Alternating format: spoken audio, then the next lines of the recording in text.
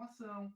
Entenderam qual é a dinâmica do mercado hoje? Vocês sabem qual é a dinâmica do mercado hoje. A gente aceita participar de um processo de uma formação de ensino superior para cumprir com esse desejo do mercado de divisão do trabalho.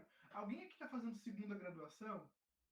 Se alguém tiver, por favor, me diga um sim aí para eu Eu, poder. eu sou a segunda. Pablo, o que tu te graduou antes? Eu sou jornalista.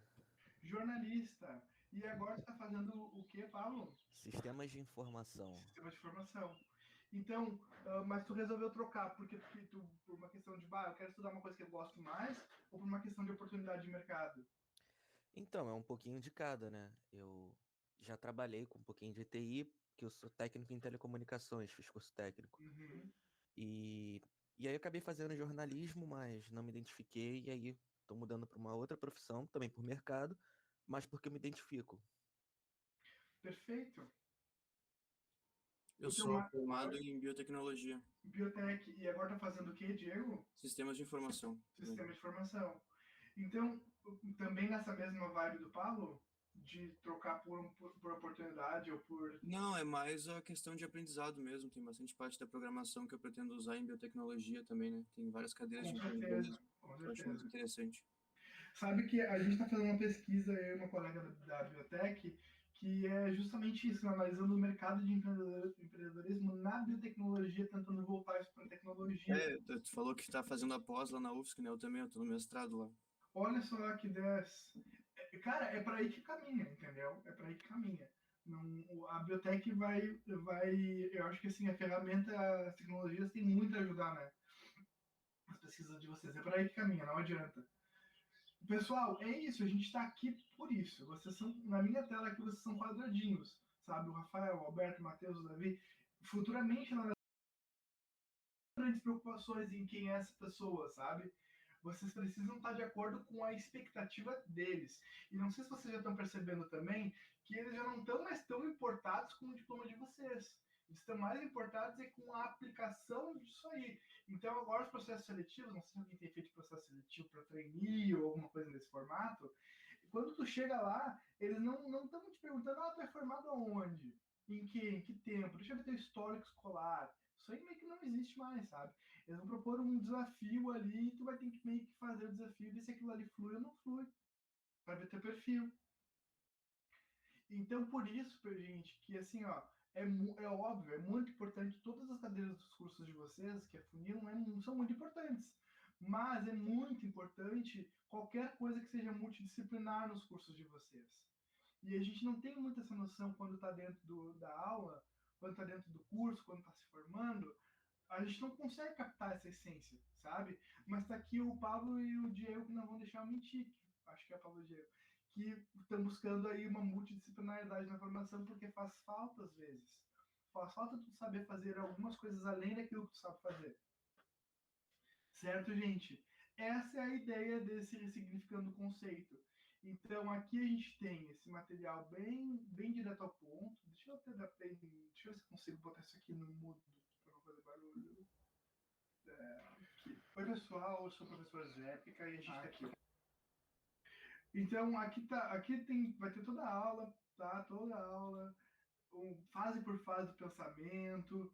Vou tentar trazer alguma coisa, alguma curiosidade daquele pensador, para não ficar tão chato.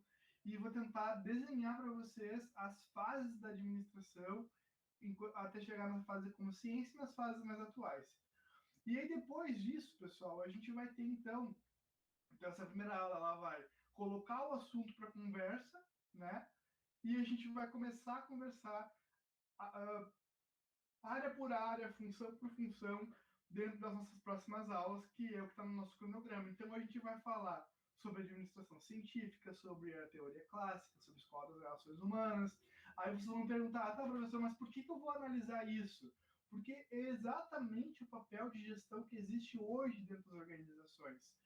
Então, quando a gente for falar da nossa próxima aula, que é o Taylor, alguém até me mandou um e-mail, professor, quem é o Taylor? Porque já resgatou lá do fórum, né? Mas a gente vai ter uma aula todinha sobre o Taylor e a administração científica, que é o quê? Justamente esse foco em tarefa que hoje a gente ainda vê. Se a gente for entrar numa grande empresa, num lugar grandão, a gente vai olhar o chão de fábrica, o que ali é foco em tarefa? É foco em eficiência. Tu quer produzir mais com aquele funcionário. Aí, se for olhar um setor de RH, por exemplo, dentro de uma organização, um cara que vai fazer contratação, às vezes o cara não tem a menor noção que está trabalhando com pessoas. Às vezes o chefe ele não tem noção que ele trabalha com pessoas, ele acha que ele trabalha com coisas acopladas nas máquinas. Alguém já teve um chefe desse tipo, que não consegue ver com humanidade a pessoa que trabalha com ele? Para ele é só um cara acoplado ao computador ali fazendo alguma coisa, tanto faz. Eu tive alguns chefes desse formato ao longo da vida, que não estavam interessados. Tanto faz, sabe? O cara tanto faz. Qual é a necessidade de quem está trabalhando com ele? Ou por que. E aí, às vezes, fica aquele climão em empresa. Pessoal, às vezes me deem um sim ou um não, ou um ok, ou uma carinha, ou um emoji, ou qualquer coisa. Nem que seja pelo chat, porque como vocês estão todos com a câmera desligada, eu não consigo saber se vocês ainda estão aí, certo? Mas então. Aqui, prof. Safe. Show. Mas então, alguém teve esse chefe? Alguém teve esse chefe do tipo assim, que o ambiente de trabalho é ruim porque o cara tá na empresa? Alguém teve uma experiência ruim nesse formato? Eu tenho agora. Deus te abençoe, meu filho. Vai em paz. Porque é bucha, né? Pra não falar palavrão, é bucha. Porque o ambiente de trabalho fica um inferno. E às vezes fica um inferno porque fica todo mundo tentando agradar o cara. Se o cara tá de bom humor, o cara, olha aí, alguém corajoso para abrir a câmera 8h20. Muito obrigado, Rafael. A paz do Senhor para você. Mas aí o teu ambiente ele fica pavoroso, e só porque o cara tá no ambiente de trabalho. Ou às vezes tu tem aí um trabalho que exige uma dinâmica, um mínimo de dinâmica, um mínimo de organização. Deixa ele. Tá na praia. Mas o mínimo de organização, o mínimo de gestão, e aquilo ali não existe. O cara não consegue te dar isso. Porque não consegue entender a tarefa, porque não consegue entender a estrutura, porque não consegue entender as relações dentro desse ambiente de trabalho. E o meu papel aqui não vai ser fazer vocês decorarem quem é o cara, quando é que ele nasceu, quando é que ele morreu, pelo amor de Deus, né? Não sei se os professores de vocês meio que tentam fazer essas decorebas com vocês, assim. Eu cheguei para dar aula para vocês aqui nas engenharias, né, essa turma principalmente, o pessoal sempre me disse, os professores deles avacalham, assim, tipo, não estão nem aí e meio joga assim e vai fazer a decoreba, vai te virar. Eu acho que não é meu papel aqui, eu não tô querendo jogar coisas em vocês para vocês decorarem, sabe? Eu quero mostrar para vocês que existem se dá para falar, existem áreas dentro das organizações que você tem que ter um mínimo de noção de como é que aquilo ali funciona e que tipo de ferramenta vocês podem ter, de repente, para utilizar aquilo ali e para otimizar aquilo ali. Eu acho que esse é o meu papel aqui enquanto professor de administração para vocês. Quem está afim de saber qual é a teoria de base, sou eu que sou um pesquisador de administração. Entendeu, gente? É o mínimo que eu vou tentar trazer para vocês. E aí, nessa primeira aula, eu trouxe então o vídeo da professora Suzane, porque praticamente, gente, isso é uma coisa muito assustadora, de não ter mulheres na teoria da gestão. Não sei, vocês das engenharias, assim, vocês que já estão mais pro fim dos cursos, quem são, se eu perguntar assim, vou mudar a pergunta. Se perguntar para vocês assim, quem é o grande teórico da tua área? Você sabe me dizer quem é o grande teórico? Por exemplo, se perguntar para mim quem é o grande teórico da administração, o cara que jogou, que fez o primeiro, pelo menos, ou o primeiro nome que vem à mente, eu vou dizer para vocês que é o Frederick Taylor. É o cara da administração. Você sabe quem é o cara da química, por exemplo? Quem é o pai da química? Alguém consegue me dizer aí quem é o pai da química? Ou o pai da computação? O pai da computação acho que é o Turing, né? O Alan Turing, não sei se é uma bobagem. É ele? É ele mesmo. É o Turing. Pode falar, alguém ia falar alguma coisa? Eu acho que ele acaba apadroando também o sistema de formação, né? Mas, e automação? O Lavoisier pode ser. De automação, de repente, né? Não sei, automação é... Pode ser o Turing também. Mas, assim, vocês já perceberam, isso aqui é uma coisa que eu quero trazer, né? Que os grandes pais das grandes ciências são sempre homens. E nunca tem uma mulher por trás de uma grande ciência. E aí eu pergunto, será que é real isso? Tipo, será que as gurias não estão fazendo ciência? Tem alguma guria aí na sala? Só Só vejo uma gurizada aqui. Oi. Ah, então você também. Aí eu pergunto pra vocês, vocês se sentem incomodados com isso? Sem brincadeira, tá? Se não estiver se sentindo incomodado, pode dizer que não também, tá? Mas, tipo, incomoda vocês não verem grandes ícones, assim, grandes mulheres na frente das grandes ciências? Ficam pensando, tipo, cadê elas? Sim, não? Talvez. Dá pra pensar um pouco nisso, né? Eu, pelo menos, penso. Cadê as mulheres? Bom, na área da computação, por exemplo, a quem inventou a base do Wi-Fi foi uma mulher. Só não é muita visão, ninguém lembra. Perfeito teu comentário, Felipe. Perfeito, porque assim, ó, tu reforça um pouco do que a gente conversou com ótimo, Marie Curie, sim. Mas assim, tu reforça um pouco do que eu tô tentando trazer aqui, que é o quê? As mulheres, elas existem, elas estão engendradas em todas as áreas científicas, em todas. Mas elas não ganham o destaque que elas não vou dizer que merecem, porque elas merecem o destaque, mas elas não ganham o reconhecimento necessário. E aí, por que isso acontece? E aí eu vou dar um breve spoiler, mas eu quero que vocês vão assistir o vídeo da professora Suzane, tá? Ele não tá um vídeo grande, e aí vocês podem botar em 2.0, agora eu tô maniático em ouvir as pessoas 2.0 no WhatsApp, muito engraçado. Vocês podem botar o vídeo em 2.0, tá? Mas assistam, nem que seja em 2.0. Porque, assim, as mulheres, elas produzem, sim, ciência. Só que por muito tempo, tudo que uma mulher produzia só ia ter uma chancela de ciência quando um homem assinasse com ela. Então, se uma mulher dissesse, pô, dá pra... Olha só, né? Acho que não sei quem foi, acho que foi Felipe, de repente. Por que a mulher teve uma ideia muito... eu fico imaginando, tá? Eu sou de imaginar. A mulher tá sentada lá no ambiente de trabalho pensando, de repente em época de guerra, provavelmente, pois se a gente conseguisse se comunicar a longa distância sem usar um fio, se fosse tipo pelo ar nossa comunicação. E aí eu tenho certeza, cara, certeza, que um cara olhou pra mulher e chamou ela de louca, disse, tu é até louca, como é que eu vou comunicar sem fio? E aí isso aí deve ter evoluído muito, até se consolidar, até sair da questão, a mulher tá louca propondo uma comunicação sem fio, até dizer, pô, mas pode ser vantajoso, pô, mas tem viabilidade, vamos tentar. E aí, gente, aí o Wi-Fi tá aí, graças ao bom Deus, né? Por causa de uma mulher. Mas assim, quantas vezes será que não disseram pra uma mulher que ela tava louca antes da ideia dela ir pro mercado, antes da ideia dela funcionar? E a gente não diz isso pros caras. Então eu acho que isso aqui é uma coisa que a gente precisa pensar, sabe? Por que a gente não dá valor muitas vezes às mulheres nos ambientes de trabalho e às proposições que as mulheres fazem? Então eu lancei esse vídeo aqui com a professora Suzane e eu convido vocês para assistirem esse vídeo, tá bom, gente? Além disso, aí aqui eu coloquei, bom, aqui eu coloquei os textos e aqui eu coloquei os slides.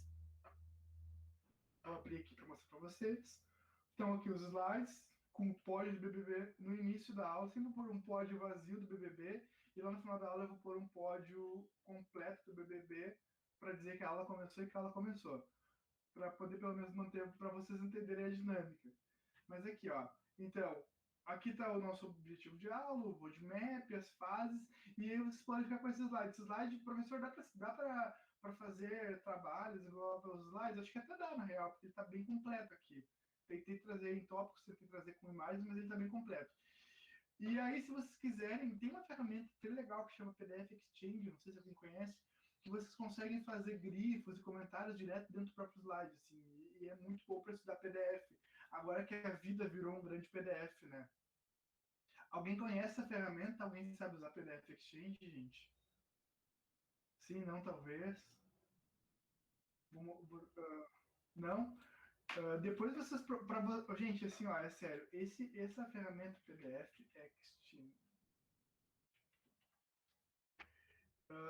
procurem depois instalar nos computadores de vocês, aposentem os Adobe. Não, tô mentindo, né? Vou mandar os engenheiros de computação desinstalar Adobe.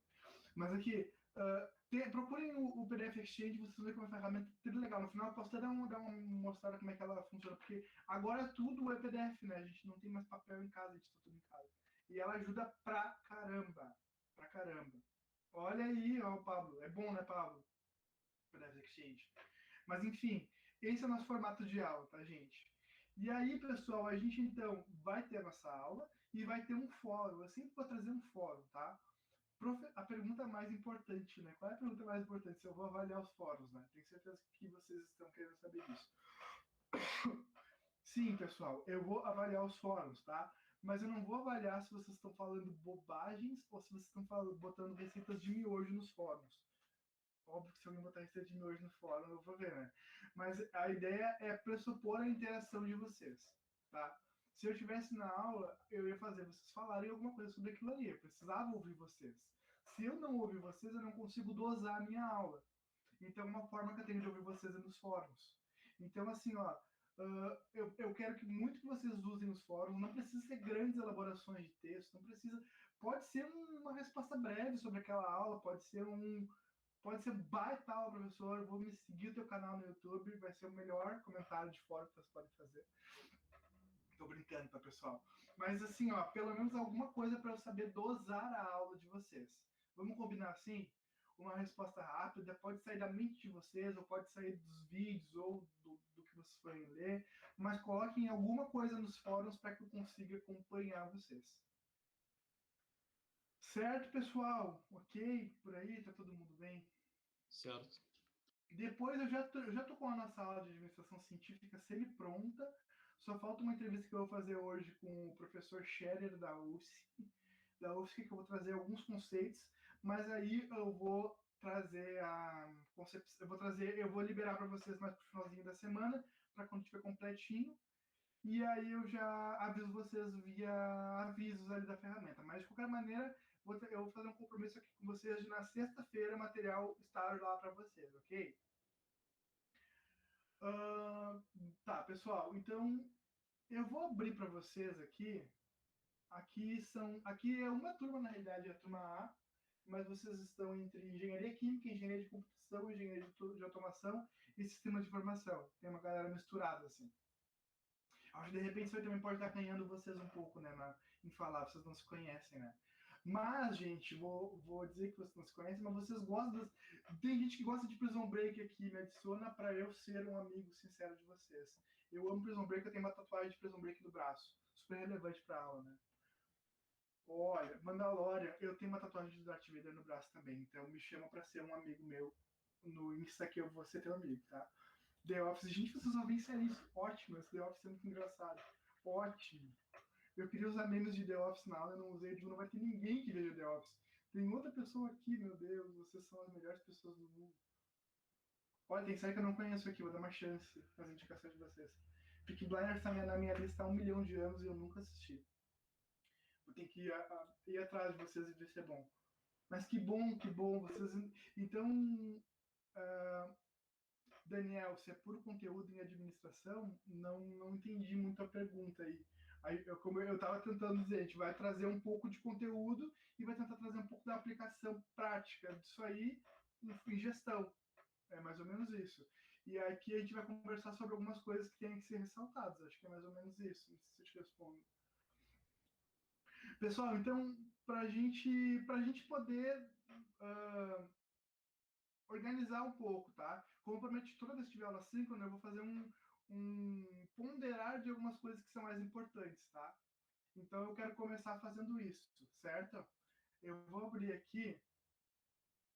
Outra coisa, tá? Eu prometo para vocês que a gente não vai ficar eu não vou ficar o horário inteiro de aula de vocês aqui, eu não tenho a menor pretensão de fazer isso, porque eu sei o quanto cansa isso aqui. E vocês já viram que tem um novo estudo, o pessoal da computação, do sistema de informação também, que chama Zoom Fatigue. Vocês já viram esse novo termo que a pandemia nos deu, essa nova doença chamada Zoom Fatigue? Alguém ouviu falar disso? Oi? Não? Ó, vocês joguem isso nos professores de vocês, tá? Que eu vou ajudar vocês.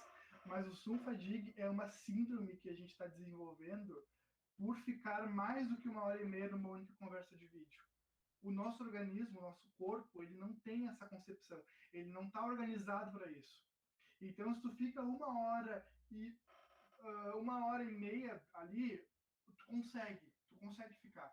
Mais do que isso te dá um desconforto nas costas, mais do que isso te dá um desconforto na mente, tua mente já abstrai, acabou. Eu não sei se vocês já estão percebendo isso, mas se, por exemplo, Se o professor lança uma aula de 2 horas de vocês, no final da aula vocês não aguentam mais aquele cara falando. E não é porque vocês são displicentes ou porque aquele assunto é chato, não me interessa. Não tem a ver com isso. Tem a ver com essa síndrome do Zoom, que é um estudo lançado. Então, o máximo que a gente pode chegar a 1h30, eu vou respeitar isso pela nossa saúde, pela minha e pela de vocês, tá bom? E vocês podem falar isso, professor, pô, olha, são fatiga aí. E os professores de vocês estão ligados nos não fatiga, tá? A gente recebeu até um memo da FURG dizendo que a gente tem que respeitar isso, porque é uma doença real, tá? É uma doença real. As limitações digitais, assim. Tá, pessoal, vamos lá. Então, como eu falei, eu não vou dar aula de novo. Eu quero mostrar para vocês aqui, ó, o roadmap, tá? Então, a administração ela passou por esse roadmap, que é a fase teocrática, a fase empírico-prática, a fase pré-científica e a fase científica da administração. O que eu quero que vocês fiquem em mente aqui? Na fase teocrática da administração, eu estou falando de muitos mil anos antes de Cristo, estou falando de fase... alguém sabe o que é teocrático? Alguém sabe? Alguém tem algum sobrinho chamado Theo, ou filho chamado Theo aqui? Se alguém tiver algum filho, eu controlo as piadas de Theo. Mas alguém tem algum filho chamado Theo, algum sobrinho chamado Theo? Pelo amor de Deus, gente, todo mundo tem sobrinho chamado Theo hoje em dia. É o Zenzo, os Theo e as Valentina. Ninguém tem Theo mesmo na família. Tudo que criança nasce com Theo agora. Mas enfim, Theo é o nome mais comum de criança ultimamente, né? Theo significa Deus. Muito obrigado, Felipe. Parabéns pelo seu comentário, Felipe Spulga. É isso aí mesmo, Theo é Deus. Então, tudo tem nome normal. Mas assim, então o teocrático tem a ver com Deus, exatamente. Tem a ver com um princípio de administração baseado em uma coisa meio divina. Então, por exemplo, na administração tem muita questão de subordinação. Vocês que vão ir para ambientes de trabalho, que vocês vão organizar pessoas e ambientes, tem a ver com que tipo de autoridade você tem naquele ambiente e com que tipo de responsabilidade você tem naquele ambiente. E aí, nessa época de fase teocrática, a gente está falando de antes de Cristo, né, pelo amor de Deus, as pessoas se submetiam à liderança de alguém porque acreditavam que aquela pessoa é um enviado de Deus, que aquela pessoa está ali para cumprir um propósito divino e eu me submeto. Então, na fase teocrática, a gente vai ter aí, vai ter o Hammurabi lá, mas vai ter Moisés, que é um cara ele é muito conhecido na religião judaica e cristã, tá? Então, Salomão, esses caras da Bíblia, tá bom? São esses grandes administradores, tá para falar assim, da Bíblia. As pessoas se submetiam a essas grandes lideranças. Aí também tem aqui o Maomé, né, do Islã. São esses caras, eles administravam, eles tinham autoridade para administrar por uma questão de ter uma autoridade bíblica, uma autoridade dada por Deus de alguma forma. Tá? É mais ou menos isso que a fase teocrática vai trazer. Então, consolidar. É uma fase em que se administrava por uma autoridade recebida de Deus, na mente das pessoas e tal. É isso. Então, a gente vai ter um período enorme de fase teocrática até que alguém resolva olhar para isso de uma outra forma, que é a fase empírico-prática. E a fase empírico-prática ela tem uma relação direta com os grandes estados nacionais. Tá? Então, na fase teocrática, a gente vai ter sempre alguém tentando construir um templo, construir uma relação comercial para a religião expandir, para o princípio religioso avançar. Na fase empírico-prática já não tem muito essa questão religiosa. Tem mais uma questão de tentar acertar, ver se aquilo ali dá certo ou não dá certo, sabe? E aí mudar um pouco de alguma forma. Então, por exemplo, eu vou lá e eu tento fazer uma coisa. Se aquilo ali der errado, eu vou tentar fazer de outra e vida que segue. Não tem muito um princípio. Mas já não tem uma questão de autoridade conectada a uma figura divina. Tem mais uma figura conectada a uma questão estatizada. Tá? No sentido de, nesse período da história, está todo mundo tentando consolidar grandes impérios. Então, aqui eu trouxe Napoleão Bonaparte, a Revolução Francesa. Todo mundo está tentando consolidar impérios, períodos de grandes guerras. tá? Período de consolidações de grandes nações. Então, todo mundo quer, de alguma forma, consolidar a sua nação. E aí se consolida através desse tentativa e erro. Então, na fase empírico-prática, a gente vai ter muita coisa que vai sair daqui, que vai influenciar o pensamento da fase científica, que é a fase que a gente vai estudar mais afim, tá? Então, aqui a gente vai ter os grandes, assim, eu não vou entrar nesses caras, tá muito legal na minha aula, pelo menos eu acho, né? Eu gostei da minha aula. Gostei de dar a minha aula. Mas tá bem explicado quem é cada cara, qual é a contribuição de cada cara, o que eles foram dizendo. Tá meio filósofo, né, Daniel? A gente pode fazer aqui uns mantras, deixar essa aula mais, assim, ambientalizada. Mas aqui, aí a gente tem, então, Alexandre o Grande. Quem é aqui o 300? Aí alguém viu o filme 300? É mais ou menos aquela vibe ali. De consolidação de impérios, consolidação de espaços e tal, né? Valeu, Diego. É isso, tá? E aí a gente vai ter Esparta! Desculpa, gente, eu não aguentei. O Diego deu.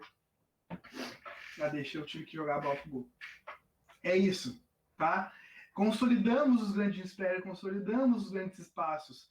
E aí a gente vai ter o grande ícone disso aqui, que é Napoleão Bonaparte. Todo mundo fala na Torre Eiffel, na França, mas a gente tem um Arco do Triunfo também. Eu perguntei se alguém já foi na França. Alguém já foi na França? Queria já ir na França, mas tá um pouco distante. Ainda não.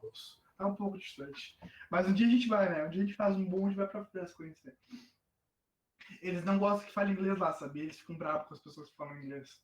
Tem uma amiga minha que foi, tipo assim, eu não sei falar francês porque eu não sou francesa, e os caras ficam bravos, não querem me vender. Os caras são muito loucos lá. Mas, enfim, na França tem o Arco do Triunfo. Então, nessa época, a gente tem... Chega lá fazendo mímica, nada a ver. Mas aí tu chega na França e os caras estão tentando... Eles estão consolidando isso de uma forma... tentativa e erro. Então, vai para a guerra, vê se aquela técnica de guerra dá certo. Se não dá a volta, faz de outra forma e vai andando, vai andando. E nós temos também os grandes desenhos arquitetônicos dos espaços. Então, por exemplo, aqui eu trouxe o Napoleão com o Arco do Triunfo. A gente tem aqui a unificação da Alemanha. Antes da Alemanha, não, antes do século XIX, o século XIX é o século passado, o século XX, século XIX. No século XIX se unificou a Alemanha. Então, tinha uma língua, todo mundo falava alemão, né? Mas não existia um país chamado Alemanha, existiam grandes povos, a Prússia, que se chamava. Então, unificaram a Prússia, virou um país chamado Alemanha, que é onde vai dar merda depois com a Primeira Guerra e a Segunda Guerra Mundial, porque eles não se entendiam nos espaços. Mas todas as grandes guerras, esse período de grandes guerras, enfim. É um período de... O que a gente consolida? O outro é um período teocrático. Eu me submeto porque aquela pessoa tem uma liderança divina, religiosa, a religião vai se expandir, eu sou um fiel daquilo, e eu me submeto àquele princípio de organização que a pessoa está propondo. Então, eu vou me submeter aos 10 mandamentos da Bíblia, eu vou me submeter ao Alcorão, isso é a nossa fase teocrática, certo? Quando a gente vai para a fase empírico-prática, a gente tem a fase dos grandes estatistas. Então, eu me submeto a esse país, de nação que está nascendo, que está aparecendo a partir dessas grandes figuras. E depois, gente, a gente vai para a fase pré-científica. A fase pré-científica é tipo um esquenta de tudo que estava sendo feito até agora. Porque, assim, a administração, ela é uma ciência consolidada hoje, mas por muito... Todo mundo acha que pode administrar. Todo mundo, que nem brincam, né? Os grandes CEOs são os filhos dos CEOs, não é? Todo mundo... eu sou tricompetente, mas eu perdi pro primo do filho do cara que estava fazendo a entrevista de seleção. É mais ou menos isso às vezes, né? Porque todo mundo acha que tem competência para gerenciar. E então, isso aqui é um requentado, assim, de um monte de ideias para a fase pré-científica.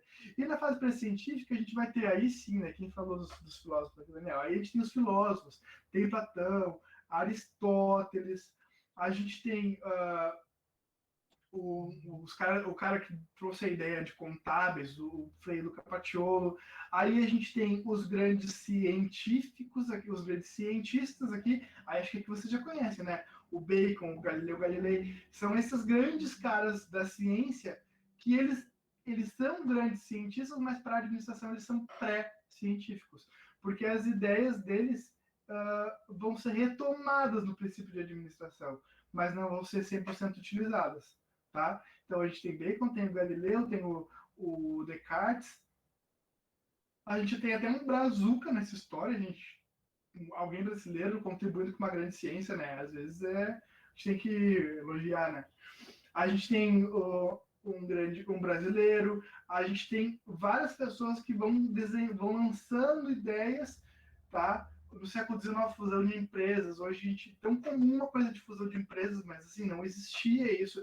Então esses princípios vão sendo testados para essas pessoas de uma forma um pouco mais metodológica, por isso que é pré-científica. E aí a gente tem Adam Smith e Auguste Comte. Alguém já ouviu falar de Adam Smith? Tipo, eu já ouvi falar do Adam Smith e do Marx, né? Tipo, sempre as contraposições Marx e Smith estão lá. São essa fase aí, tá? É uma fase pré-científica. Então, e olha isso, tá? Esses caras, eles eram pagos para pensar. Eu digo, cara, que maravilha. E eu penso de graça, né? Os caras ganhavam um salário para pensar. Imagina se pagassem o brasileiro para pensar. O brasileiro ia ficar produzindo funk. Né? Ia entregar um funk pro presidente. Assim, a síntese do meu pensamento tá aqui, ó. Eu criei o funk do sei lá. Não, tô brincando, gente. Não vamos menosprezar assim. Mas é que esses caras, eles eram pagos para pensar.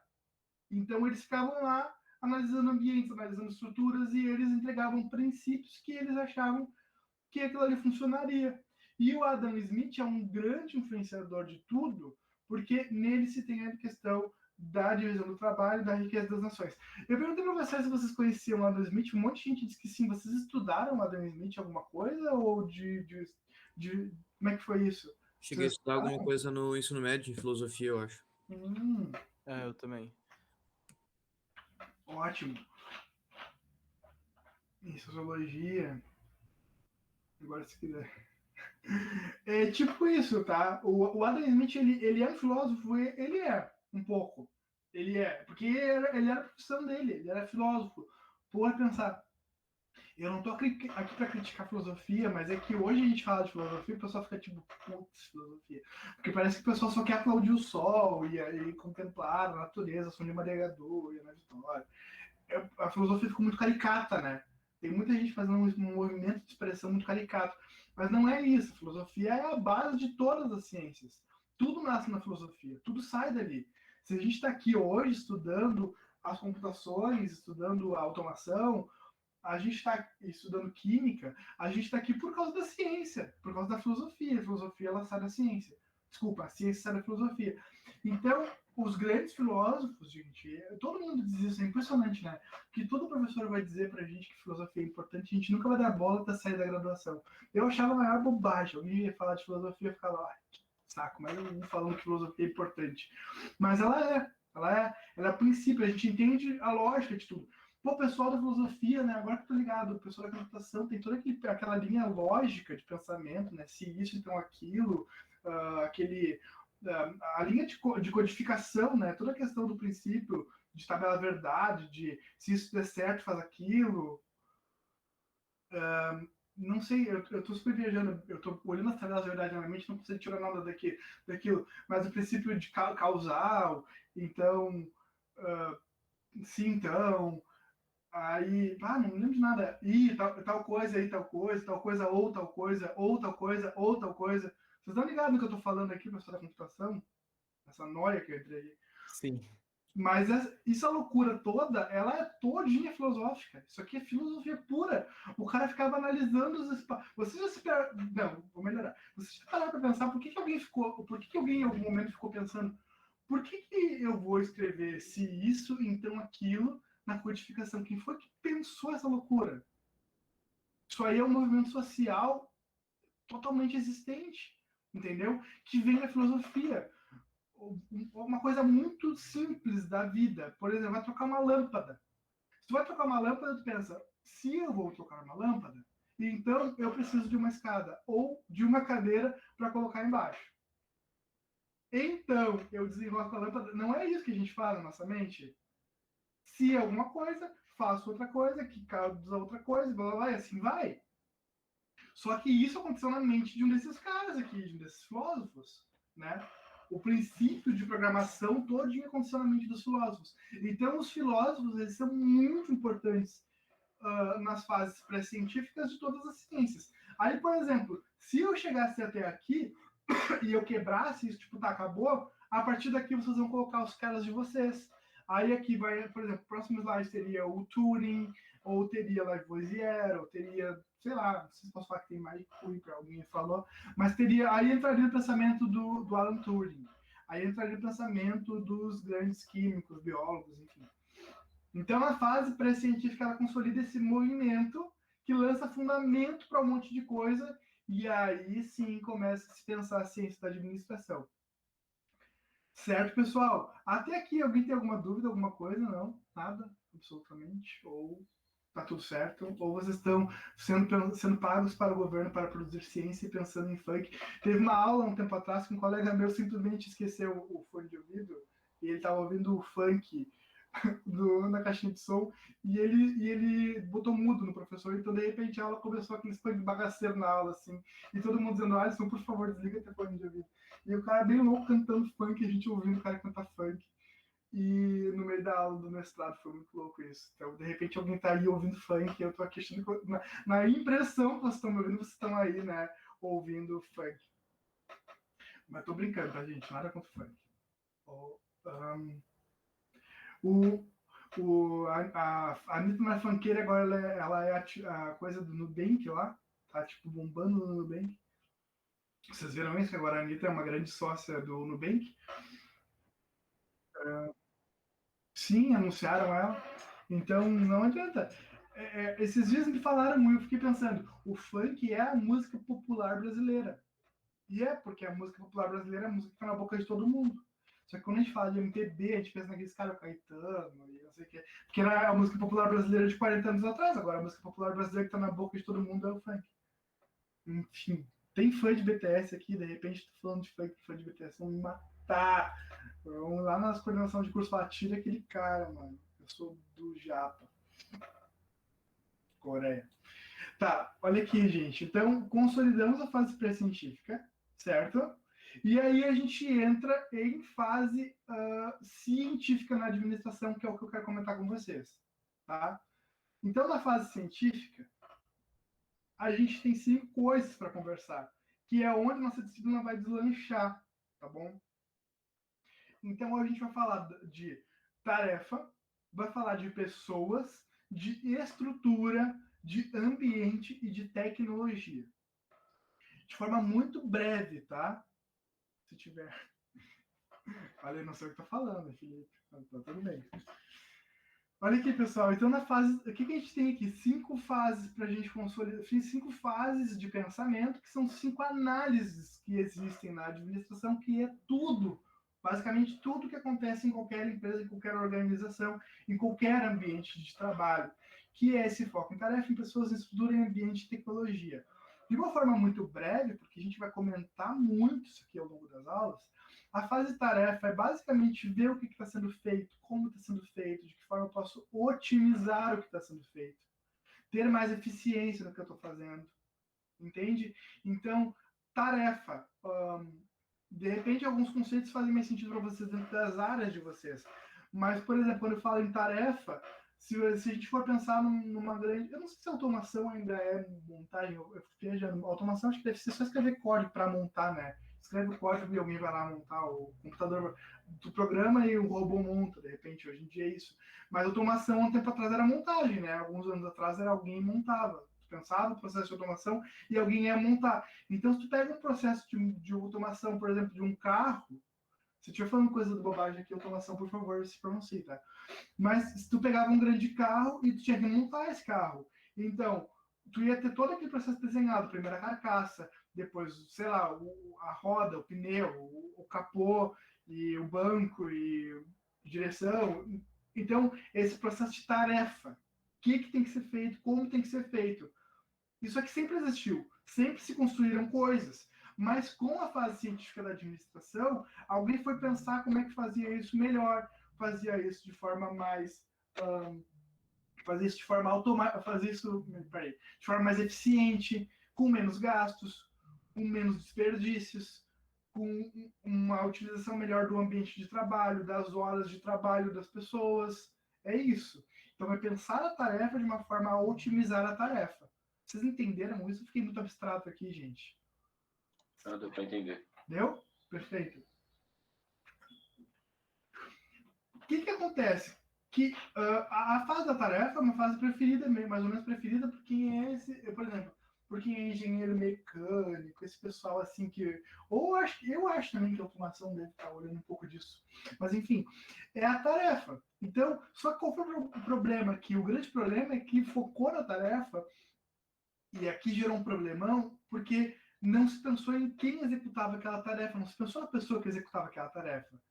Então, tu vai colocar... Eu preciso de um cara para montar o casco do carro, por exemplo. Tá, esse cara precisa ser forte. Então, eu só preciso de uma pessoa forte. Não importa quem é a pessoa que está montando o carro. Não importa se essa pessoa está doente, se ela está bem, ou se ela está feliz, ou se ela está triste, ou se ela está afim, ou se ela não está afim. Não importa que eu preciso de alguém. Se esse cara não montar o carro, eu contrato o outro e vida que segue, entendeu? Então, aqui se gera um sentimento de que o funcionário não é funcionário. O funcionário, ele é um número, ou ele é um cara, mais um cara da lista. Se ele não quiser aquele trabalho, o outro vai querer. Então, desumaniza um pouco. Vocês conseguem entender quando eu falo que desumaniza? Que tira um pouco da humanidade? Então, não se olha para as pessoas, se olha para a tarefa. E aí, o segundo movimento, ou o terceiro, às vezes alguém coloca o segundo como estrutura, às vezes alguém coloca como pessoas. Eu não estou interessado em entrar nisso aqui com vocês, porque a minha ideia não é teorizar a administração com vocês, é mostrar a administração para vocês. E aí, então, um outro movimento, para falar assim, seria o movimento das pessoas. Aí alguém vai entender que as pessoas podem produzir, elas têm ambiente para produzir, elas têm as ferramentas, mas elas não produzem. Por que elas não produzem? Aí alguém vai entender que existe uma coisa chamada relações humanas de trabalho. As pessoas ainda elas se relacionam dentro do ambiente de trabalho, e essa relação de trabalho ela vai gerar... As pessoas podem estar satisfeitas com isso e produzem, ou elas podem estar com uma relação de trabalho revoltadas e fazer algum tipo de boicote, ou elas podem não estar adequadamente dentro do ambiente de trabalho e não conseguem produzir tão bem. Tem toda uma estrutura ambiental para elas estarem, e elas vão produzir melhor ou não. Então, aqui se faz uma grande virada, um grande giro de chave para olhar quem é esse cara que está produzindo, quem são essas pessoas, que vai ser a chamada Escola das Relações Humanas. Então, a gente tem a Escola da Administração Científica, com o Taylor focado em tarefa, a Escola das Relações Humanas, que vai ter no grande ícone do Elton Mayer, e olhando as relações humanas, as pessoas. Tá, olhamos a tarefa, olhamos as pessoas, aí a gente muda o eixo e vai olhar a estrutura. Então, a estrutura do ambiente de trabalho, como é que é esse ambiente, quem é o chefe, como é que está a hierarquia disso, a quem se reporta, tem confusão no reporte. Às vezes tu tem... Alguém aqui já teve 2 chefes? Tipo, no mesmo ambiente de trabalho, ter 2 chefes? Ter 2 pessoas ali? Se sim, me dá um sim, por favor, alguém. Ter 2 chefes ao mesmo tempo. Ninguém teve esse prazer que é... Olha aí, vocês tiveram o prazer que é ter 2 pessoas mandando em vocês ao mesmo tempo? Muito agradável, né, Daniel? Matheus Delgado, Deus te abençoe, meu filho. Vai na fé do Senhor. Porque imagina 3 pessoas te mandando. Aí eu... Meu Deus. 4 caras te mandando. Eu vou fazer uma pergunta aqui, tá? Por favor. Vocês já passaram por isso, do tipo... Vem um e te manda fazer uma coisa.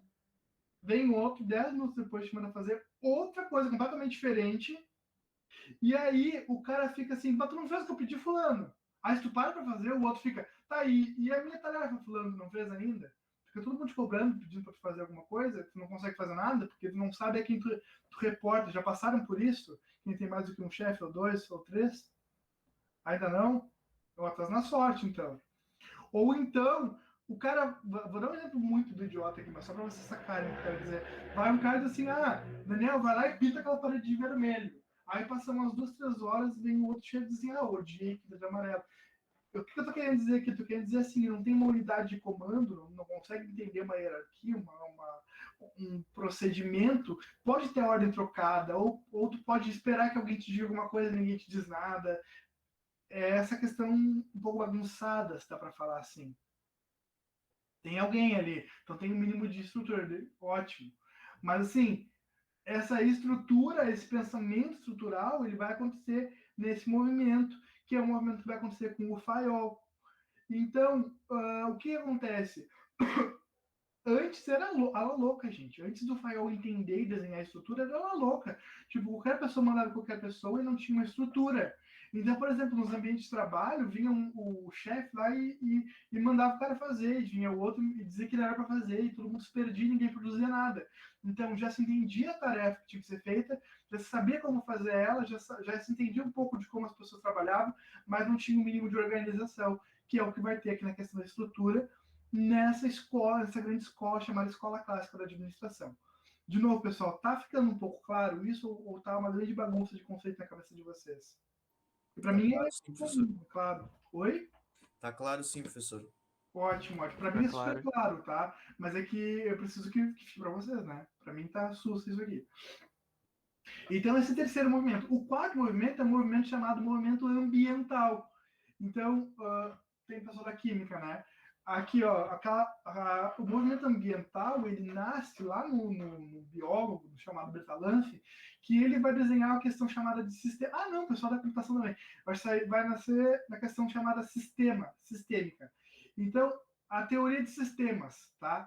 Que isso nasce inicialmente lá na biologia, olhando química das coisas, tá?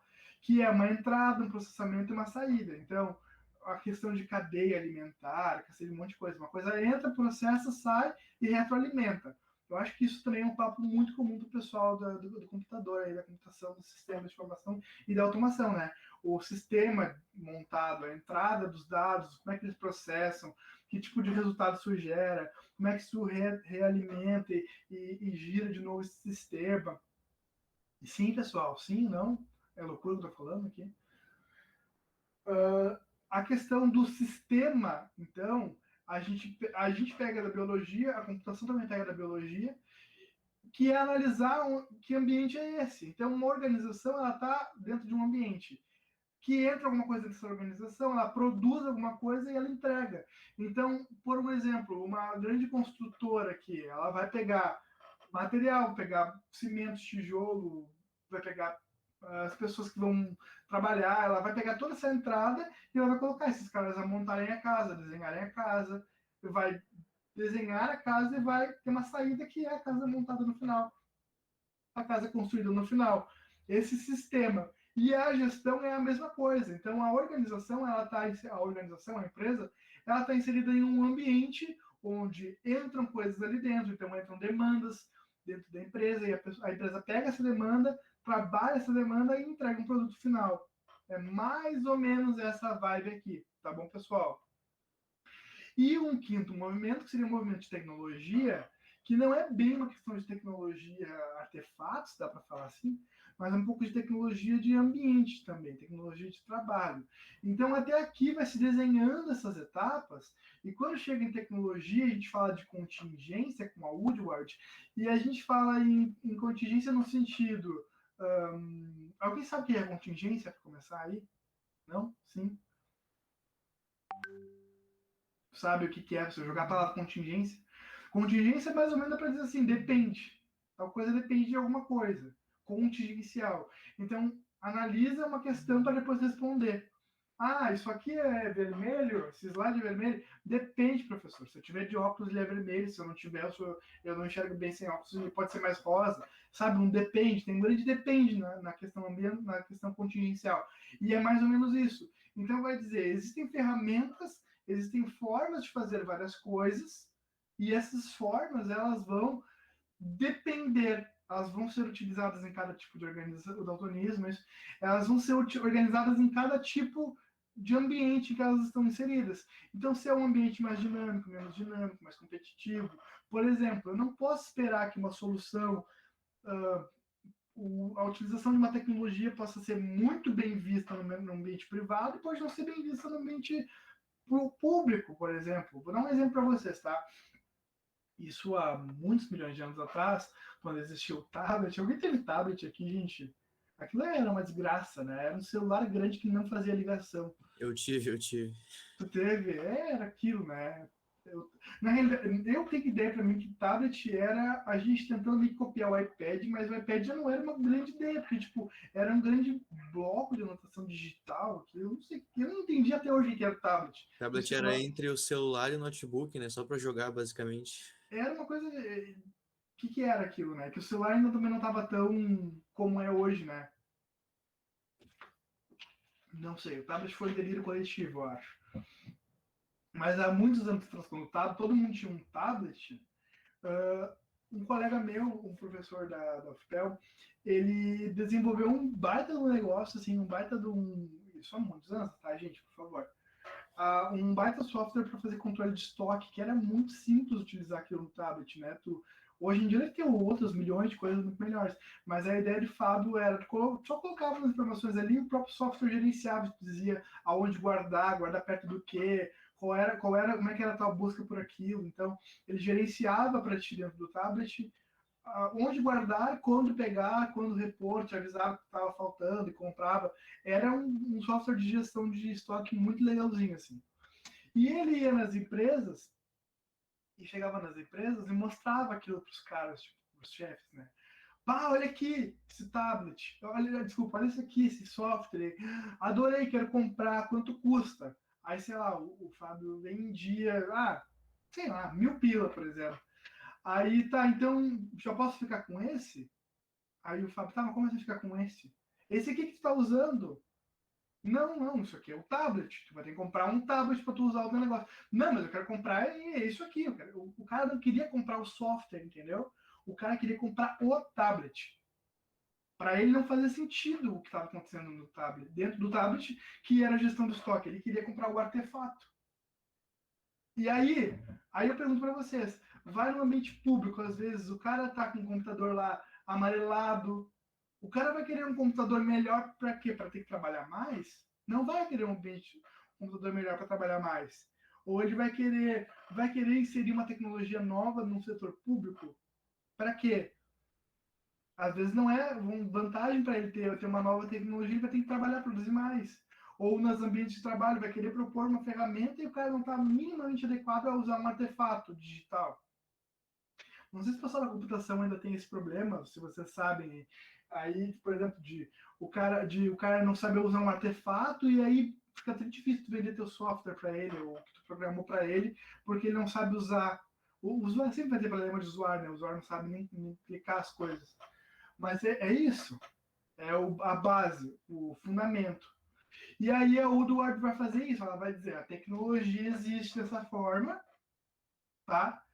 E o ambiente vai dominar ou não vai dominar a tecnologia. Então, que tipo de tecnologia de processo de trabalho eu vou usar?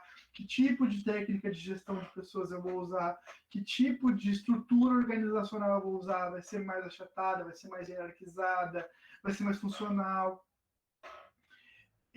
Isso aqui tudo que eu falei agora, gente, são as cinco grandes áreas. Aí tá na minha aula também, tá aqui, ó, as tarefas, ó. Aí vai ter toda a explicação de tarefas, com o Taylor, os Gilbert, o Ford. Todo mundo já acho que lembra do Ford, né? O processo de montagem que o Ford desenhou, de linha de montagem.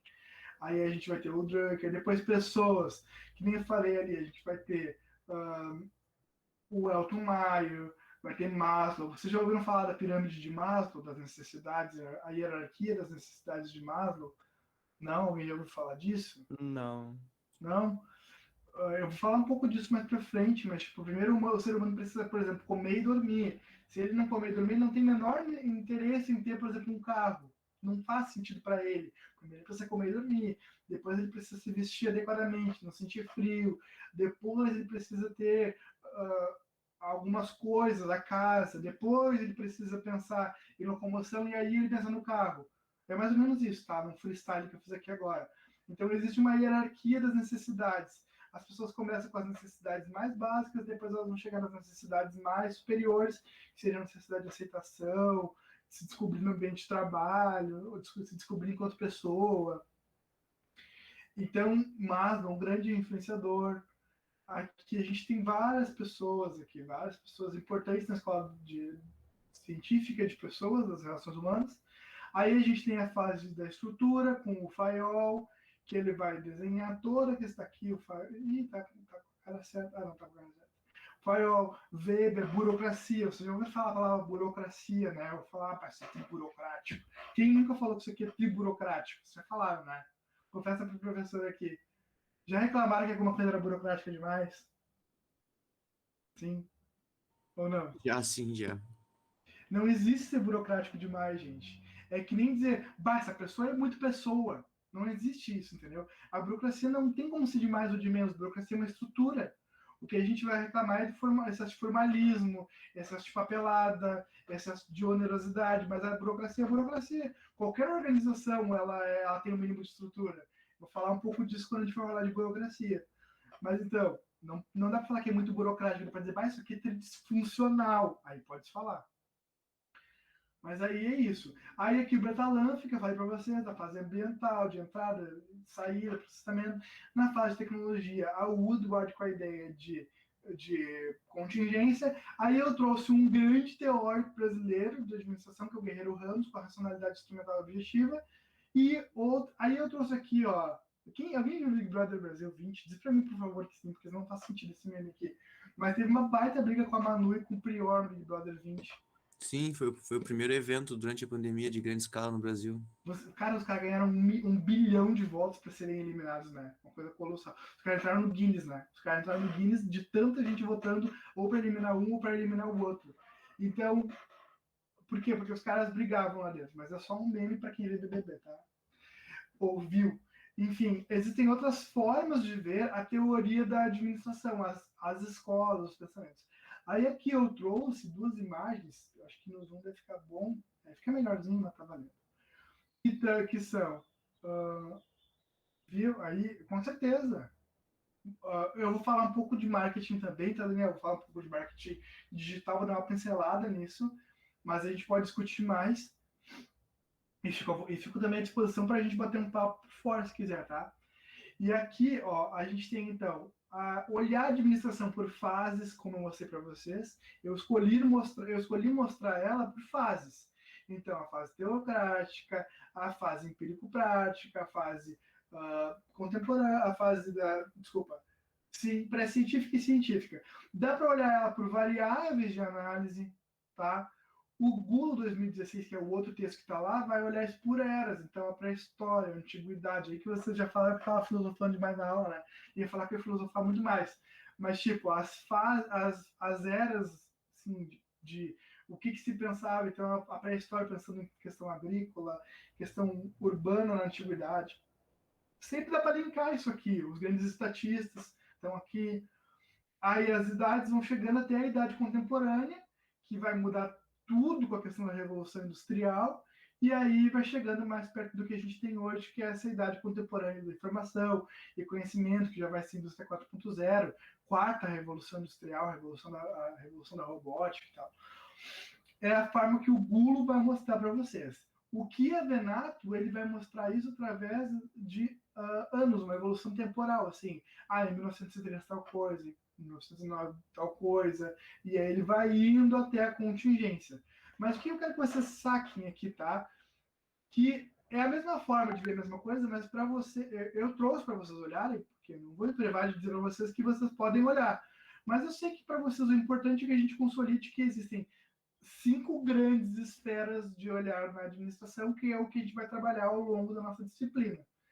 Aqui tem um infográfico, está em espanhol, mas acho que está valendo, ninguém. História da administração durante o siglo. Alguém viu RBD aí ao longo da sua vida? Não minta, vocês viram RBD sim, no SBT. Vocês falam espanhol. Mas aqui é um infográfico bem legalzinho, não sei se dá para ver se... aqui. Ele vai abrir. Dá para ver. Aí ele vai mostrar por infográfico, ele vai mostrar aqui por evolução temporal. Pô, Elite estreou, né? Tô louco pra ver Elite, já viu a 4ª temporada? Mas não vai ter a Dona Paola, não vai ser a mesma coisa. Vou olhar. Tá na minha lista. Assim que conseguir chegar na TV, eu vou ver Elite. Aí tá aqui todos os a maior parte dos pensadores vão estar aqui no infográfico. Se alguém Gente, quem for de slide vai para o slide, quem for de vídeo vai para o vídeo, quem for de texto vai de texto, quem for de infográfico vai de infográfico, tá? Não quero que vocês se prendam. Aí, ó, aqui estão os caras, eu vou mostrar os nomes deles, o que eles fazem, qual é a ideia deles, ó, a MyFolded. Então, tá todo mundo aqui, tá? No infográfico. Vocês fiquem à vontade para estudar isso pelo infográfico também, se quiserem. E por fim, gente, aí deixa eu ver o que mais tem aqui no final que eu queria consolidar com vocês. Ah, tá. E aqui vai ter o texto das mulheres, na teoria, porque elas não aparecem. Vocês viram na minha passada de slide que não tem mulher aqui mesmo? Só tem cara. Só tem cara, né? Enfim. Daí aqui tem uns textos para vocês baixarem, ó. Eu linkei para vocês. E aqui, beijinhos. Só fazendo meme com a Camila.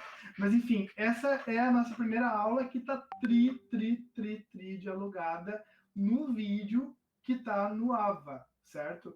A minha pretensão não era esgotar o assunto. O assunto tá lá, vocês olhem ele com calma durante a semana, tá? E olhem o vídeo da professora Suzane. Pessoal, deixa eu ver aqui. Deixa eu parar de compartilhar. Tá.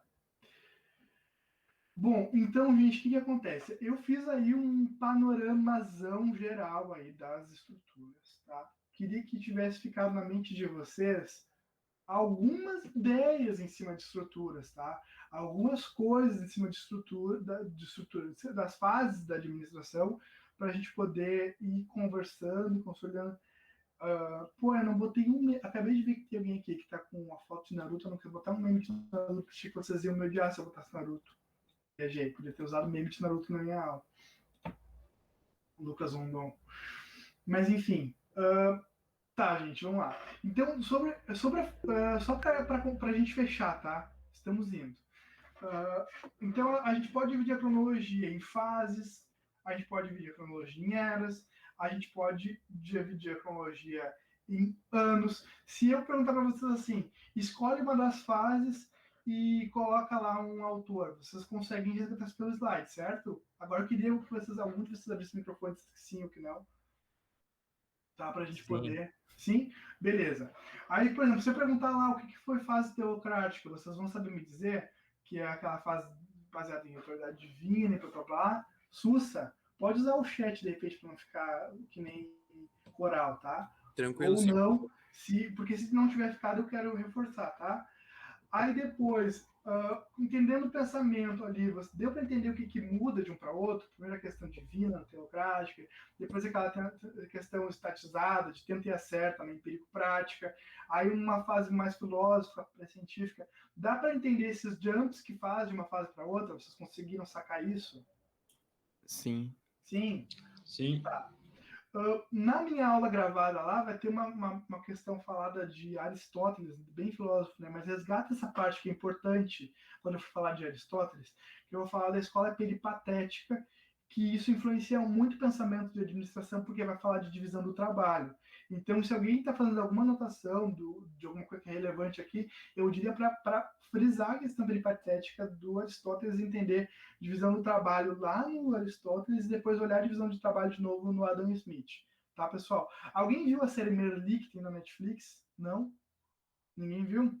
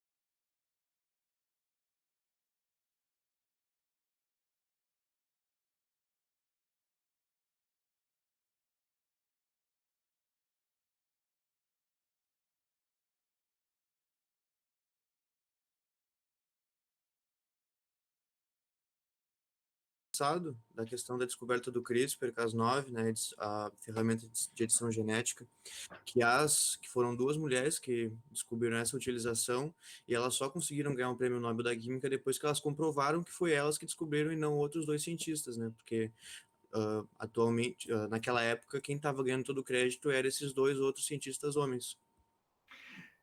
Diego, perfeito. Eu já vou comentar a questão do Felipe Barbosa aqui, mas Diego, perfeito. Porque assim, ó, o que acontece? As mulheres, elas dizem alguma coisa, mas aquilo só tinha autoridade científica quando um homem assinava com elas. Era muito natural isso. As mulheres não tinham. Então, qualquer mulher que dissesse isso, diziam que ela era louca, que ela era histérica, que ela estava viajando, que não tinha nada a ver. Mas aí um homem assinava com ela, ela ganhava acesso a isso. E também tem uma coisa muito interessante, se vocês forem ver, que a gente trata as pessoas pelo sobrenome. Vocês já viram isso? Que a gente fala, por exemplo, vai pegar um paper, um artigo para ler, diz lá, conforme Zépica 2020 tal coisa, conforme Barbosa 2015 tal coisa, a gente não articula. Porque foi uma forma de usar a pessoa que está escrevendo sem dizer se ele era homem ou se ele é mulher. Porque se dizer que era mulher, já era menos lido, já era menos publicado, menos vinculado. Então eu acho que o teu comentário foi super legal nesse sentido e a gente pode mostrar isso, tá? Ô, professor, Oi? e é importante ressaltar que é algo presente ainda hoje, tanto que você pode ver aqui nessa aula que tem poucas mulheres. Com Tipo, isso certeza. acontece pela falta de incentivo. Muitas vezes a gente entra no curso e tem, tipo, preconceito, tanto dos professores quanto dos alunos, ou até mesmo essa questão de não validar a nossa palavra, tipo, ter medo de impor o que você pensa, porque tem medo do que as pessoas vão pensar, e esse tipo de coisa. Mas com certeza. É Glória, né? Com certeza, Glória. Com certeza. Isso não tenho a menor dúvida. A primeira coisa que eu fiz, assim, quando eu peguei as estadas de chamada de vocês, foi contar as meninas, tá? E, gente, cadê a mulherada na engenharia, sabe? Fiquei pensando, cadê? E esse espaço também é das mulheres, não tem... Essa distinção, ela precisa acabar, né? E as mulheres têm que usar esses espaços, sabe? Tem que usar e se colocar mesmo. Se colocar mesmo. Tipo, agora há pouquíssimo tempo, para mim, um grande feito científico foi a questão de fotografar o buraco negro lá, né? Vocês viram isso, né? Acho que sim. Que quem conseguiu fazer toda a tecnologia foi uma mulher. Que ela que coordenou toda a equipe lá de pesquisa e tal. Então, assim, as mulheres, elas precisam estar nos ambientes muito bem inseridas. A gente precisa dessa contribuição, porque, para mim, cientificamente falando, não tem diferença se é mulher ou se é homem, mas a gente não pode ficar bebendo de uma única forma de pensar. É isso que é importante consolidar. Obrigado pelo teu comentário, viu, Glória? O Felipe trouxe aqui no chat a inclusão dos homens nos espaços pedagógicos das escolas é bem recente. Então, dificilmente alguém aqui pegou professor homem nessa parte inicial. Felipe, perfeito também. Eu tenho um amigo meu, ele agora é professor de séries iniciais, ele é um pedagogo. E toda a dissertação de mestrado dele foi nesse sentido, mostrando, eu acho que quando ele fez a dissertação dele, acho que uns 5 anos atrás, de repente, tinham acho que 6 homens em todo o município de Rio Grande dando aula para essas séries iniciais. E aí ele foi mostrando por que isso acontece, por que se consolidou. E aí tem um pouco do que eu falei antes, né? De as mulheres terem esse espaço disponível, as licenciaturas ficaram para as mulheres. E as mulheres tomaram para elas, tá? Então, mais do que certo, precisavam desse espaço, tomaram.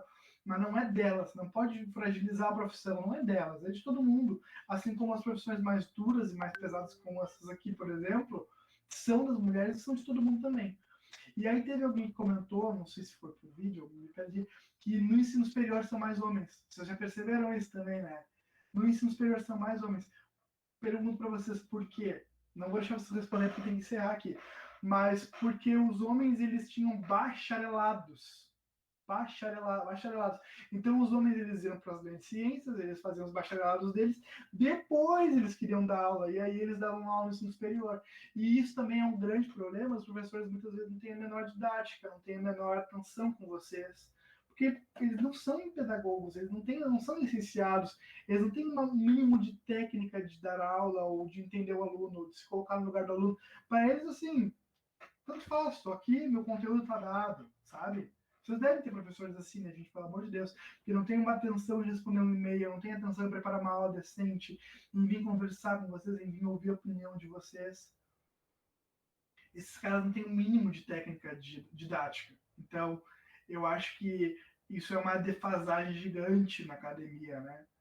E eu tô aqui tentando, tá? Tô tentando dar um espaço de vocês, tô tentando fazer uma aula que dialogue, que tenha um meme, uma bobagem. E dá um baita trabalho fazer um negócio desse, gente. Tá? Um baita trabalho. Mas eu acho que é o mínimo que eu posso entregar para vocês, porque vocês não são meros alunos, sabe? Que não sabem nada. Tem muita coisa na cabeça de vocês, da vivência de vocês, da vida de vocês, de links, de coisas que vocês já estudaram e viveram. E o mínimo que eu posso fazer é construir com isso, sabe? O pensamento. Contribuir alguma coisa com vocês. Não estou aqui para ensinar ninguém. Vocês são muito grandes, crescidos, inteligentes. Eu estou aqui para mostrar algumas outras coisas para vocês, sabe? Daniel, qual é o filme? Compartilha com a gente, para a gente poder... Também com a turma. Então... Professor, Estrelas Além do Tempo, que é um filme de mulheres que trabalham na NASA com cálculos matemáticos. E são negras, basicamente. Além de serem mulheres no mercado de trabalho, que tem muitos homens, são negras. Aí tanto é que elas fazem necessidade em outros banheiros, outros locais diferentes. Sofrem essa exclusão social, no caso. Entendi. Qual é o nome do filme? Estrelas Além do Tempo. Então para depois. Estrelas Além do Tempo. Perfeito. Gente, eu quero primeiro agradecer vocês total por terem ficado aqui até as 9h30 ouvindo, tá? Hoje, excepcionalmente hoje, a nossa aula durou 1h45, porque a gente começou 8h45, né? Mas então vamos combinar o seguinte. Próxima aula a gente começa às 8 da manhã. Combinado? Sim. Peraí, o chat. Sim. Sim, Tá, certo. gente? E vamos combinar também outra coisa. A nossa próxima aula ao vivo, eu não vou dar aula ao vivo semana que vem, vou respeitar vocês, de não ficar enchendo vocês toda semana, tá? Como a gente combinou no início da aula. Então, na semana que vem, vocês teriam uma aula de novo na sexta-feira de manhã, né? Deixa eu ver aqui, 10h35, eu acho que seria o horário de vocês. Na sexta-feira. E aí, semana que vem, de novo, de manhã na terça e de manhã na sexta. Vamos combinar assim, não vou dar essas aulas síncronas, tá? Mas vai ficar material para vocês assistirem lá, ou pelo menos pescarem as coisas importantes do material. Vamos combinar assim?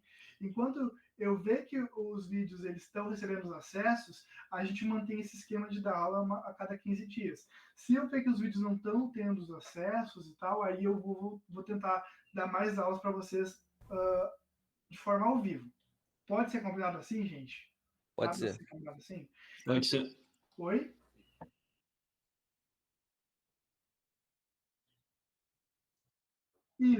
Isso, no fórum lá. Eu vou estar monitorando vocês pelo fórum, tá? Que é uma questão oficial, né? Uma estrutura oficial. Mas assim, a ideia é eu ver que vocês estão interagindo, tá, Rafael? Por isso que eu fiz aquela tabelinha no início lá, para ver como é que vocês gostam de ser chamados e tal. Então, por exemplo, se vocês não tiverem afim de ir lá e se expor cientificamente no fórum, pode comentar no próprio comentário do vídeo, entendeu? Que eu vou estar monitorando vocês por ali também. A ideia não é ir lá escrever no fórum, porque a escrita do fórum, tu obriga a escrever um caps lock, fazer um esquema, né? Tem que ser alfabetizado no fórum. Mas não, pode comentar no vídeo, pode ir lá dizer assim, concordo com isso, professor. Pode ser no próprio comentário do vídeo, porque eu vou estar olhando vocês, tá bom? A ideia não é contar faltas e presenças, a ideia é ver se vocês estão me acompanhando, tá bom, gente?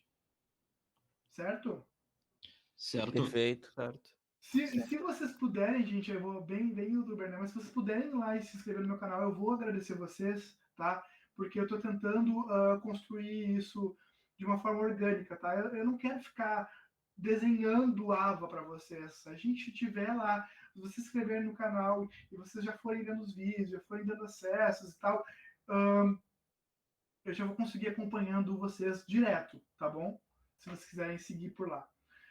A ideia aqui é que a gente faça uma discussão super. Não esquece de ativar o sininho exato e dar o seu like, deixa seu curtido. Tô brincando, tá, gente? Mas falando sério agora. A ideia é que a gente faça algo orgânico. Eu não quero que a gente fique. Eu não tenho o menor interesse em vir aqui palestrar para vocês, tá bom? Se vocês quiserem isso e acharem que tá chato o meu rolê aqui, vocês podem falar que eu posso palestrar para vocês, entendeu? Pego minhas filosofias aqui, faço todo um charme para vocês, eu sou de Maria Gadu. Mas eu não quero filosofar para vocês. Eu quero que vocês conversem comigo, tá bom? Pessoal, eu acho que é isso. Alguém mais quer dizer alguma coisa? Fale As agora. aulas, elas vão ser Pode sempre no perguntar. mesmo link? Sempre vamos tentar manter, né? Se não der ruim, a gente fica com esse link. Pode ser? Tá bem. Se der algum problema no link, sei lá, não sei se o link expira, não sei como é que funciona isso. Se por um acaso o link expirar, daí eu vou lá e faço um aviso para vocês, mando um e-mail para vocês, tá bom? Certo. Então, confirmando, gente, ó, só para a gente bater martelo. Nossa próxima aula, então, vai ser no dia. Deixa eu abrir aqui, para a gente só bater o martelo dessa informação, que ela é muitíssimo importante. Às 8 horas da manhã, não 7h45, 8 da manhã. 8 a. Deixa eu ver. No dia 9 de julho, é isso? Alguém já conseguiu olhar isso? 22. É dia 6, né? Que é 6, próximo. Isso mesmo, Matheus, perfeito. Então, dia 6 de julho, às 8 da manhã. Combinamos, então, gente? 6 Combinado. de julho, Beleza, 8 combinado. da manhã. Pode falar. Aham. Perfeito. Vou pôr depois eu coloco lá no YouTube para todo mundo ter acesso mais rápido, então. Tá?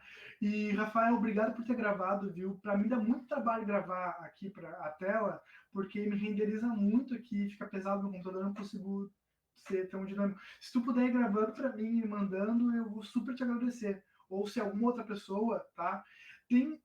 não sei, rapidinho, antes de vocês irem embora, rapidamente, eu tenho uma ferramenta que grava, que é bem legal, que é o PowerSoft, não instala nada no computador, só um pluginzinho pelo Chrome, não sei se alguém conhece o PowerSoft.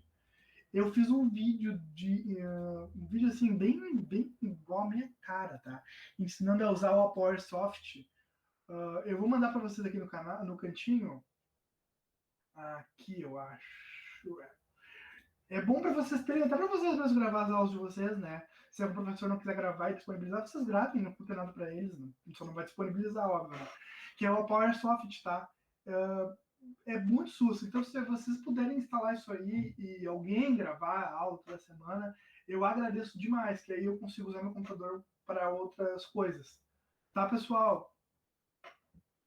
Show de bola. Avisem nas turmas de vocês aí, então, isso aí que a gente combinou, que é às 6 de julho, às 8 horas da nossa próxima aula, e que fica a tarefa assistir a aula, tá?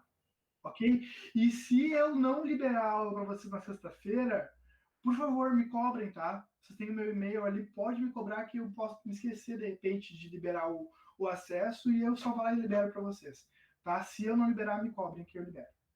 Gente, obrigado, um abraço para todo mundo aí, um prazer. Ô, professor. Um prazer conhecer vocês. Oi, Matheus, pode falar. Então a única atividade assim mesmo que fica é comentar lá no fórum, né, sobre o vídeo. Isso.